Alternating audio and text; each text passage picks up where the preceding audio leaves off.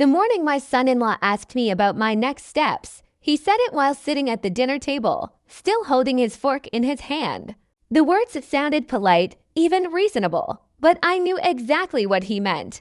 I was 68 years old. 6 weeks earlier, I had moved into their spare bedroom after losing my husband of 41 years. The house I had shared with Reginald since 1987 was gone.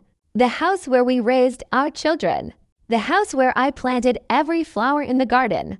The house where I had spent countless hours repairing cabinets, painting walls, and creating a home filled with memories. After my husband passed away in February, I realized I could no longer manage everything alone.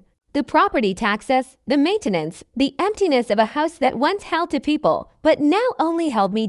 So I sold it. My daughter Fiona told me, "Mom, just stay with us for a while. We have space. You can figure things out." I agreed, even though asking for help was one of the hardest things I had ever done. Reginald always said that was my biggest weakness. I would rather struggle quietly than admit I needed someone beside me. Maybe he was right.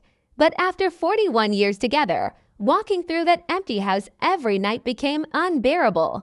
Every room carried memories. Every corner reminded me of someone who was no longer there. So I packed the things that mattered, placed the rest in storage, and moved into Fiona and Garrett's home. Their house was beautiful. A modern place in Canada with neat lawns, matching houses, basketball hoops in driveways, and cameras watching every front door. My room was small but comfortable.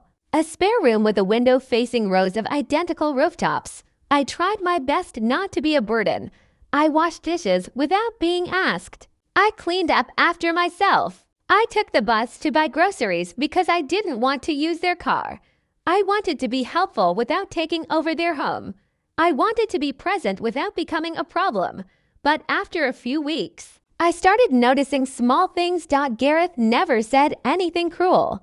That was the difficult part. He was always careful with his words. But sometimes, when I walked into the kitchen, he would quickly close his office door.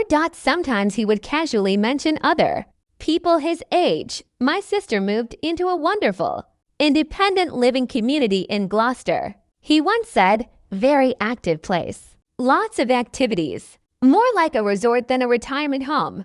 He said it like he was simply sharing information. But I understood. He wasn't telling me about his sister. He was suggesting my future. Then came the dinner conversation. We were sitting around the table when Gareth looked at me and asked, "Have you given any more thought to your next steps?" Next steps, like I was a problem, waiting to be solved, like I was a temporary arrangement that had lasted long enough. I stayed calm. I told him I appreciated his concern and that I was looking into my options. Fiona looked down at her plate. That hurt more than Gareth's question. She was my daughter, the person I had raised to speak up when something was wrong, but she said nothing. That night, lying alone in the spare bedroom, I stared at the ceiling and thought about my situation.